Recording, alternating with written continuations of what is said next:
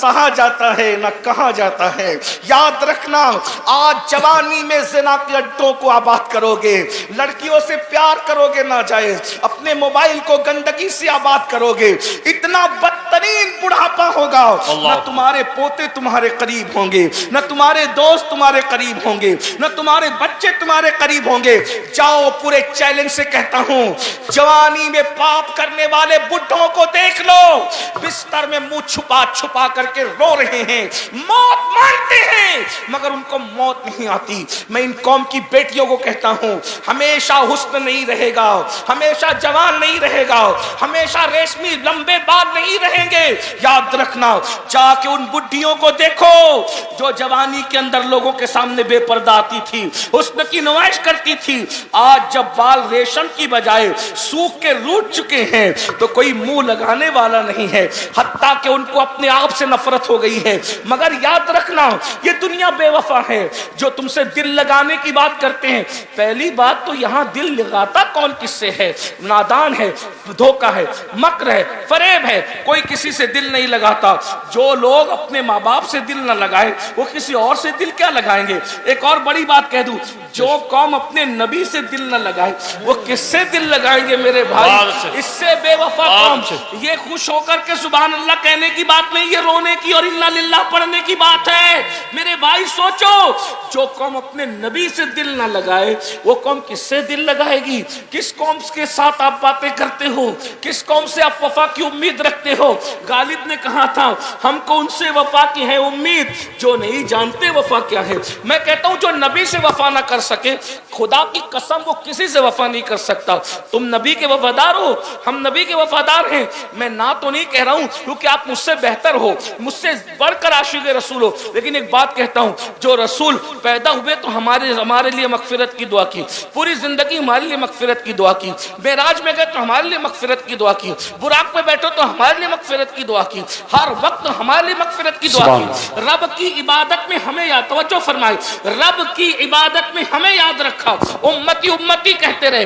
हत्ता के जब दुनिया से जा रहे थे तो भी हमें याद किया, हत्ता के जब कब्र में लिटाए जा रहे थे तो हमें याद किया, हत्ता के जब मैदान महशर में हर नबी नफ्सी नफ्सी कहेंगे, हर नबी नफ्सी नफ्सी कहेंगे, उस वक्त भी मेरे नबी की जबान पर उम्मती उम्मती होगा।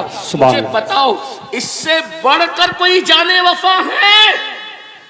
ऐसे नबी को तुम भूल चुके हो, सुभान अल्लाह, जिस नबी ने इबादतों में तुम्हें याद रखा। अल्लाह, सुभान, जिस नबी ने तुम्हें इबादतों में याद रखा। नबी इबादतों में तुम्हें नहीं भूले और तुम गुनाहों में नबी को भूल गए। अल्लाह, नबी इबादत में भी तुम्हें याद रख रहे हैं और तुम गुनाहों में नबी को भूल गए। ये कौन सी वफा है? ये कौन सा इश्क रसूल है? ये कौन सी मोहब्बत रसूल है? आप कहते हैं हम तबाह हो रहे हैं, बेवफाई का नतीजा है। बर्बाद हो रहे हैं, नबी का दिल दुखाने का नतीजा है। बेटी को रिश्ते नहीं आ रहे, किसी ने कुछ किया नहीं किया मुझे नहीं पता, लेकिन तुमने नबी से बेवफाई की तरफ कदम आगे बढ़ाया, खुदा ने तुम्हें दुखों में मुब्तला कर दिया, खुदा ने तुम्हें गमों में मुब्तला कर दिया।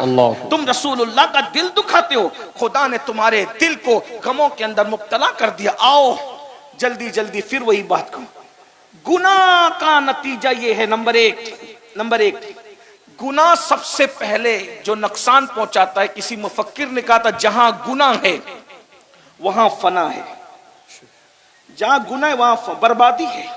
जब गुनाह करने लगो तो समझ जाओ कि अब मैं बर्बाद होने वाला हूं। बीमारियां बर्बाद नहीं करती, जादू टोना उतना बर्बाद नहीं करता जितना गुनाह बर्बाद करता, क्योंकि जादू टोने का इलाज है, गुनाह का कोई इलाज ही नहीं। गुनाह का तो एक ही इलाज है कि तौबा करके यार मनाओ, बस, इसके सिवा कुछ नहीं, कुछ नहीं चलेगा। कोई वजीफे से गुनाह का इजाला नहीं होगा। गुनाह का इजाला सिर्फ तौबा है, सिर्फ बख्शिश है, निदामत है, यार को राजी करना है। एक बात, दूसरी बात जल्दी से सुने, जब कोई गुनाह करता है तो उससे हुजूर का दिल दुखता है, हुजूर अलैहिस्सलाम के दिल को तकलीफ पहुंचती है। अब यहां से वहां तक सब लोग इतना सोच लें कि जब माँ का दिल दुखाओ तो मरते वक्त जबान पे कलेमा नहीं आता, अल्लाह। जो नबी का दिल दुखाए मरते वक्त तो उसकी जबान पे कैसे कलेमा आएगा। अल्लाह। माँ का जो दिल दुखाए वो दुनिया ही में जलील होके मरता है, जो नबी का दिल दुखाए उसको इज्जत कैसे मिल सकती है। और तीसरी चीज गुनाह, गुनाह का एंड है जहन्नम, अल्लाह। अल्लाह की तरफ से दी जाने वाली सजा। अब ये सजा क्या है इसको महसूस कर लो, लाइट मत लो, अरे जो होगा देखा जाएगा, ये जो होगा देखा जाएगा। अल्लाह ने फरमाया, अल्लाह का ऐलान है कि मैं गुनहगारों को जहन्नम में डालूंगा, उसका ऐलान है इन्नल अबरार लफी नईम व इन्नल फुज्जार लफी जहीम। नेकों के लिए जन्नत है, मुजरिमों के लिए जहन्नम है। अल्लाह तो मुजरिमों से इतना नाराज है कि वो अल्लाह उनको सलाम भी नहीं करना चाहता। तवज्जो है, अल्लाह उनको, ये जो कहते हैं ना मौलाना अल्लाह रहीम व करीम है, अल्लाह बख्श देगा, अल्लाह कहता है मैं गैरत वाला भी हूं। जब अल्लाह कयामत के दिन अपने बंदों को सलाम करेगा ना, कयामत में सलाम करेगा, सबको नहीं करेगा। क्या कहा, सलामुन कौलम मिर रब्बिर रहीम वमताजुल यौमा अय्युहल मुजरिमून। जब अल्लाह अपने बंदों पे सलामती नाजिल करेगा, अपनी शान के मुताबिक अपने बंदों को सलाम करेगा, तो कहेगा जो मुजरिम गुनहगार है उनको छाट दिया जाए। अल्लाह अकबर, अल्लाह। खुदा जिन बंदों को सलाम नहीं करना चाहता, सलाम से मुराद वो सलामती न, ये मोमिन की शान है कि नबी की गुलामी ने तुम्हें किस मकाम पे पहुंचाया कि कुदरत भी तुम्हें सलाम कर रही है। सुभान अल्लाह। लेकिन ये भी साथ में वमताजुल यौमा अय्युहल मुजरिमून, मुजरिमों को छांट दिया जाए। मुझे नहीं पता कि हम सलाम कबूल करने वालों की फेरिस्त में हैं या छांट दिए जाने वालों की फेरिस्त में। अपनी रातों का अंदाजा करो, अपनी तन्हाइयों का अंदाजा करो, अपनी जिंदगी का जायजा लो। लोगों के सामने इज्जतदार बनने से कोई इज्जतदार नहीं होता। अल्लाह कुरान में कहता है, रातों को पाप करके सुबह को इज्जतदार बनते हो। तन्हाइयों के अंदर जिना के अड्डों को आबाद करके सुबह के को जो है वो लोगों के दरमियान इज्जतदार बनते हो, कड़क इस्तरी के कपड़े पहनकर। अल्लाह कुरान में कहता है ज़ुक, तन्हाई में पाप करके दिन में लोगों के दरमियान इज्जतदार बनने वालों को अल्लाह क्या कहेगा पता है, ज़ुक इन्नका अंतल अजीजुल करीम। अल्लाह उसको जहन्नम में ढकेल के कहेगा ये चक तेरा अजाब। दुनिया में बहुत इज्जतदार बनता फिरता था, खुदा के सामने पाप करता था। मुझे तो हैरत है इस कौम पर, मुझे तो हैरत है इस कौम पर कि अगर अपने जैसा इंसान देख रहा हो तो आदमी बड़ा लुकमा नहीं खाता, और अल्लाह देख रहा है तो जिना भी कर रहा है, अल्लाह देख रहा है जुआ भी खेल रहा है, अल्लाह देख रहा है शराब भी पी रहा है, अल्लाह देख रहा है औरतों पे पाप की नजर भी डाल रहा है। मेरे भाई गुनाह का अंजाम जहन्नम है। और जहन्नम क्या है सुन लो, मेरी जबानी नहीं, मेरी औकात ही क्या है, मेरे महबूब की जबानी, हमारी आंखों की ठंडक, हमारे मालिक हमारे मौला मुस्तफा जाने रहमत की जबानी। मेरे आका फरमाते ऐ मेरे सहाबा, जहन्नम की आग दुनिया की आग से 69 दर्जा ज्यादा तेज है। जहन्नम की आग का हाल ये है कि अगर पहाड़ जहन्नम की आग में डाले जाएं तो पहाड़ भी पिघल पिघल जाएं। अल्लाह अल्लाह। शबे बारात का फायदा उठा लो, अल्लाह को राजी कर लो, अल्लाह को मना लो। मेरे भाई है ताकत, जब पहाड़ पिघल रहे होंगे जहन्नम में, मेरी और आपकी हड्डियों का क्या बनेगा, अल्लाह हमारा क्या अंजाम होगा। अल्लाह के बंदो जरा गौर तो करो। मेरे और तुम्हारे आका सच्चे रसूल सादिक व मजदूक मुस्तफा जाने रहमत फरमाते, मुस्लिम शरीफ की हदीस है कि जहन्नम में सबसे हल्का अजाब ये है कि जहन्नमी के पैर में आग की जूती पहनाई जाएगी, और जिसके पैर में आग की जूती पहनाई जाएगी उसके सर में उसका भेजा ऐसे खोलने लगेगा जैसे चूल्हे पे रखी हुई हांडी के अंदर पानी खोलता है। ये सबसे हल्का अजाब है मेरे भाई, तो सबसे भारी अजाब क्या होगा, सबसे दर्दनाक अजाब क्या होगा। मेरे भाइयों, अल्लाह के सच्चे रसूल सादिक व मजदूक सल्लल्लाहु अलैहि वसल्लम का फरमान सुन लो। मेरे आका फरमाते हैं सबसे भारी अजाब अल्लाह 3 लोगों को देगा। ये मेरी गुफ्तगू का एंड है, मैं आखिरी की तरफ जा रहा हूं, तवज्जो करें। सबसे हल्का अजाब, सबसे हल्का अजाब, आग की जूती पहनाई जाएगी और सर में भेजा खोलने लगे, ये हल्का अजाब है। अब भारी अजाब क्या होगा ये तो अल्लाह ही जाने ना। और सबसे भारी अजाब किसको दिया जाएगा, 3 लोगों को।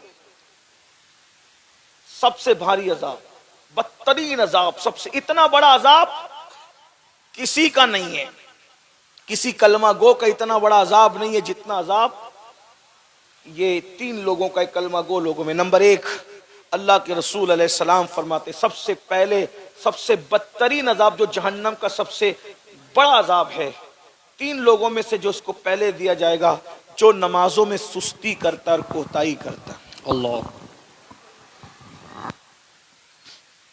लोग तो शबे बारात में भी ईशा नहीं पढ़ते, बहुत से ऐसे कम नसीब हैं। मैं बदनसीब उनको क्या कहूं नहीं कहता, क्योंकि हमारा मसलक नहीं। जिसके मुकद्दर में हुजूर का उम्मती होना लिखा है, उससे बड़ा खुशनसीब कोई नहीं। लेकिन कम नसीबी की कितनी बड़ी बात है। शबे बारात में भी ईशा नहीं, रमजानुल मुबारक में भी वो नमाजें नहीं पढ़ते। जो कौम रमजान शरीफ में नमाज न पढ़े, सोचिए वो कौम कैसे, इज्जत कैसे मिलेगी मेरे भाई बताओ। अल्लाह के घर में आने तैयार नहीं हो, सबके घर जाने तैयार हो, खुदा के घर में आना नहीं चाहते। जिस दिन इस कौम को नमाज की अहमियत पता चल जाएगी, इनसे मुसल्ला नहीं छूटेगा। जिनको नमाज की अहमियत पता चली, उन्होंने जंगों में भी नमाज नहीं छोड़ी। जिनको नमाज की अहमियत पता चली, उन्होंने करबला में भी नमाज नहीं छोड़ी। जिनको नमाज की अहमियत पता चली, उन्होंने मैयत गम और खुशी में भी नमाज नहीं छोड़ी। उनकी शान कुरान बयान करता है। उनकी शान क्या है? अल्लाह पाक इरशाद फरमाता है, तराहुम रुक्कान सुज्जदा यबतगूना फदलन मिनल्लाहि व रिदवाना सीमाहुम फी वुजूहिहिम मिन असरि सुजूद, कि जब तुम उनको देखोगे, या तो वो तुम्हें रुकू करते नजर आएंगे, या तो वो तुम्हें सजदे करते नजर आएंगे। और रुकू और सजदे के जरिए से वो खुदा को राजी करना चाहते होंगे, उसका फज़ल तलाश करते होंगे। और जो रुकू और सुजूद कसरत से करते हैं, अल्लाह ने उनके चेहरों को सजदों की बरकत से चमका दिया है। सुभान। नारे तकबीर, नारे रिसालत, मसलके आला हजरत, जश्ने दस्तार बंदी, नारे तकबीर। ये हजारों का मजमा है, इसमें बहुत से लोग ऐसे आए तो ईशा नहीं पढ़ी, जाए तो फजर नहीं पढ़ेंगे, नमाज की कोई अहमियत नहीं है ये। और अल्लाह के रसूल ने, देखो हुजूर की बात पे तो यकीन है ना, नाजिम साहब की बात पे यकीन न करें, मेरी बात पे यकीन न करें, पीर साहब की, लेकिन जिस नबी का कलिमा पढ़ते हो, जिसके कहने पे खुदा को माना है बिन देखे, उस नबी ने फरमाया जहन्नम का सबसे बड़ा अजाब किसके लिए है? 3 लोगों के लिए। नंबर 1, बेनमाजी। सबसे पहले सिर्फ 10 मिनट का टाइम निकाल लो, अपने आप को बचा लो जहन्नम की आग से। हमारे अंदर इतनी ताकत नहीं है मेरे भाई कि हम अल्लाह के अजाब को बर्दाश्त कर सके, जहन्नम के अजाब को बर्दाश्त कर सके। नहीं अपने अंदर ताकत मेरे भाई। आप कभी चेक करके देखना, चिराग के अंदर उंगली डाल करके देख लेना, जब हमारा वजूद चिराग की आग को बर्दाश्त नहीं कर सकता, तो जहन्नम की आग को कैसे बर्दाश्त कर सकता है? इसलिए अल्लाह की बारगाह में नमाजी बन जाओ। 10 मिनट का टाइम निकालो। 50 मिनट लगते हैं 5 वक्त की नमाज के लिए, कोई भारी नहीं है भाई। आदमी पान खाने में 1 घंटे से ज्यादा गुजार देता है, चाय के लिए दोस्तों के साथ बैठता है तो बहुत वक्त चला जाता है। अपने लिए खुद करो, अपनी खुद फिक्र करो। ये दुनिया खेलकूद है, ये दुनिया जो है लहव लईब है। इस दुनिया में अल्लाह ने दुनिया में हमें छटाई के लिए भेजा, छलनी बनाया दुनिया को। अल्लाह ने जन्नती और जहन्नमियों को अलग अलग करना इस दुनिया में। ये छटाई की जगह है, ये तकसीम की जगह है, ये अच्छे और बुरों की पहचान की जगह है। तो पहली बात। दूसरी बात, मेरे आका अलैहिस्सलातु व तस्लीम फरमाते हैं, दूसरा जो बंदा जिसको सबसे ज्यादा अजाब होगा जहन्नम में, हराम लुकमा खाने वाला, जो हलाल नहीं खाता था, हराम खाता था। आज मुसलमान हराम में भी पड़ गए हैं, हलाल और हराम की तमीज खत्म हो गई है। सूद का पैसा है खा लो, और जो है वो ब्याज का पैसा है खा लो, इसका पैसा खा लो, उसका खा लो, जुए का खा लो। अब तो लोग हज और उम्रा का पैसा भी लेके भाग जा रहे हैं, वो भी खा जा रहे हैं। मस्जिद का खा लो, मदरसे का खा लो, चंदे का खा लो, यानी कुछ रह नहीं गए। मेरे भाई ये पेट है कि जहन्नम है, क्या बना रखा है इसको? इंसान की भूख सिर्फ 2 से 3 रोटी है। 2 से 3 रोटी के चक्कर में अपने आप को जहन्नम का इतना दर्दनाक अजाब मोल ले रहे हो। जरा बताओ तो सही, क्या जरूरी है अच्छा खाना, लजीज खाना? मेरे भाई हलक तक के लज्जतें रहती है खाने की, हलक के नीचे जो बिरयानी का अंजाम है वही सूखे टुकड़ों का अंजाम, जो सूखे टुकड़ों का अंजाम वही बिरयानी का अंजाम, जो सूखे लुकमे का अंजाम वही तर लुकमे का अंजाम। ये एक उंगल जितनी जबान की लज्जत की खातिर यार को नाराज क्यों करते हो, अल्लाह को नाराज क्यों करते हो? आज कहते हो हमें इबादत की तौफीक नहीं है, इतनी तकरीर सुनते हैं, बस अब कमर कस देंगे। तकरीर सुनी ना, कमर कब सुबह से नमाज पढ़ना है मगर अल्लाह आने नहीं देता मस्जिद में। वजह इबादत की तौफीक जो छीन गई है ना, उसमें एक सबसे बड़ी वजह हलाल लुकमे का पेट में न जाना है। अल्लाह अल्लाह हलाल से दूर हो जाना है। एक मर्तबा सरकार बाबा फरीदुद्दीन गंजे शकर रहमतुल्लाहि ताला अलैह, बाबा फरीद, आप गूलर को उबाल करके उस पर नमक डाल के खाते। एक दिन नमाज पढ़ी, नमाज में मजा नहीं आया, नमाज में मजा नहीं आया, तो आपने बुलाकर मुरीदों को पूछा आज नमाज में मजा नहीं आया, खाना कहां से आया? कहा हुजूर खाना तो वही था। देखिए बाबा फरीद वुजू चेक नहीं कर रहे हैं, गुस्ल चेक नहीं कर रहे हैं, क्या चेक कर रहे हैं? लुकमा। पता है कि इबादत की असल जो जड़ और जान है वो लुकमा है। जो कौम ऑटो के मामले में 1500 2-2 हज़ार रुपए में बिक जाए, हैं बताए ना कितने सस्ते हो गए। लोग हुकूमत दे के खरीदना चाहते थे तो भी तुम टस से मस नहीं होते थे, 2-2 हज़ार में बिक रहे हो, अपनी हैसियत तो देख। लोग कहते हैं बाजार मुस्तफा में बिकने के बाद कोई नहीं बिकता। मैंने कहा बिके तो सही ना, जो बिकता है वो नहीं बिकता।